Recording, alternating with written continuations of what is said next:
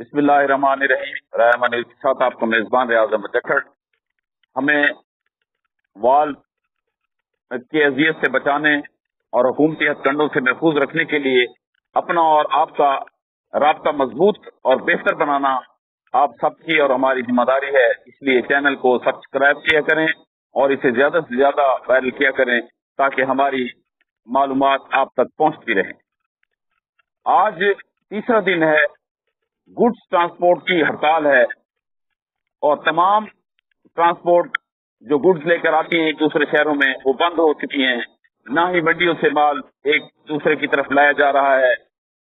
उस सिटी में जो बड़े सिटी हैं उनमें किल्लत पैदा हो रही है और सामान के ना आने से सब्जियां फल एक तो वो गलने सड़ने लगे हैं, दूसरा उनके न पहुंचने से वहां उनकी किल्लत और बेशबहा महंगाई में इजाफा हो गया है।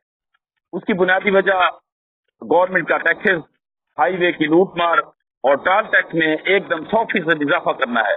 टॉल टैक्स उन्होंने अपने ठेकेदारों को दे दिए, अपने आदमी को दे दिए। ऐसा लगता है कि ये हुकूमत 5 साल के लिए नहीं है, चंद दिनों के लिए आई है, जिसकी वजह से उन्हें एक फिक्र पड़ गई है कि अभी अभी हम कमा दें।